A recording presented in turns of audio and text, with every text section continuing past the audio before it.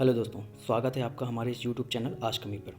जैसे कि आपने थंबनेल पर देखा ही होगा कि छत्तीसगढ़ लोक सेवा आयोग रायपुर द्वारा छत्तीसगढ़ राज्य सेवा परीक्षा 2021 की विज्ञापन प्रकाशित कर दी गई है, जिसके कुछ महत्व बिंदु पे मैं आपसे इस बार चर्चा करूंगा।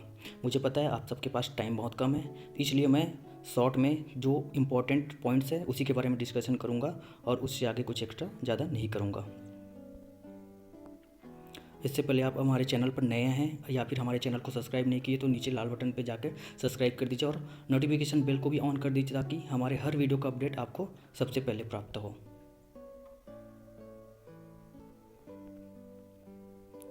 तो सबसे पहले हम डिस्कशन करते हैं कुछ महत्वपूर्ण डेट्स के ऊपर।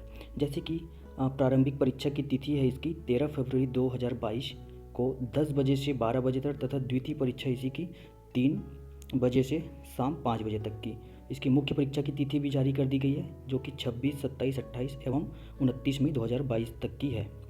इसकी प्रारंभिक परीक्षा हेतु ऑनलाइन आवेदन आमंत्रित किए जा रहे हैं। वो ऑनलाइन आवेदन आमंत्रित करने की तिथि 1/12/2021 मध्य दोपहर 12 बजे से 30/12/2021 रात्रि 11:59 तक की गई है। अतः मुझे आप सभी कैंडिडेट से यही अनुरोध है कि आप जल्द से जल्द इसका फॉर्म फिलअप कर दीजिएगा। आइए तो इस विज्ञापन में प्रकाशित कुछ मुख्य बिंदु पर हम चर्चा करते हैं। जैसे कि राज्य सेवा परीक्षा 2021 हेतु आवेदन केवल ऑनलाइन ही स्वीकार किए जाएंगे। किसी भी प्रकार की मैनुअल अथवा डाक द्वारा भेजे गए आवेदन पत्र पर को आयोग द्वारा अस्वीकार्य माना जाएगा तथा उपरोक्त सभी परीक्षा के लिए ऑनलाइन आवेदन आमंत्रित किया जा रहा है। इस कारण जिसका भुगतान भी ऑनलाइन ही किया जाना है।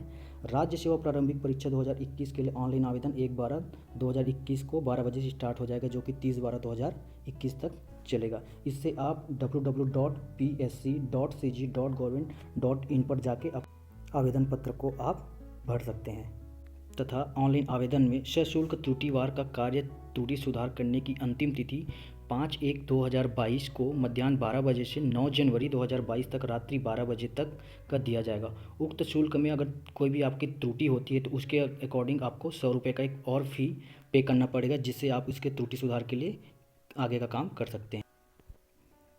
अब आगे यहाँ पे बहुत सारी पॉइंट दिए गए हैं जिस पे आपको ये सब पढ़ना बहुत ज़रूरी है, लेकिन मैं आपको कुछ जो ज़रूरी चीज़ें बस वही बताने जा रहा हूँ।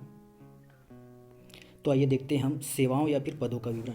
जो भी पद यहाँ पे प्रकाशित की गई उन सब के बारे में मैं आपको बताना चाहूँगा। यहाँ पे मैं ज़्यादातर डिटेल में तो नहीं जा पाऊँगा, लेकिन यहाँ पे जो जो पद का नाम है उसमें टोटल पोस्ट कितना है उन सब चीज़ के बारे में आपको जानकारी देता हूँ।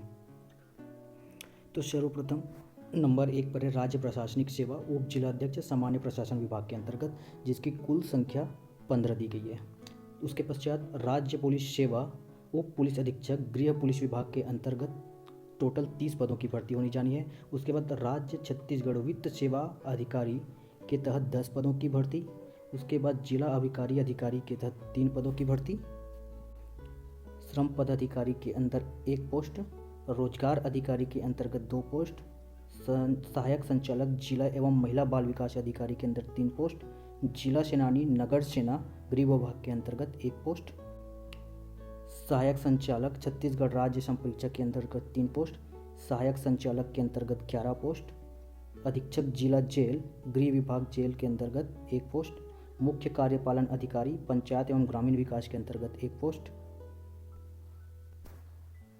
बाल विकास परियोजना अधिकारी के अंतर्गत 8 पोस्ट। छत्तीसगढ़ अधीनस्थ लेखा सर्वे के अंतर्गत 12 पोस्ट। सहायक अधीक्षक भू अभिलेख के अंतर्गत 10 पोस्ट। नायब तहसीलदार के अंतर्गत 30 पोस्ट।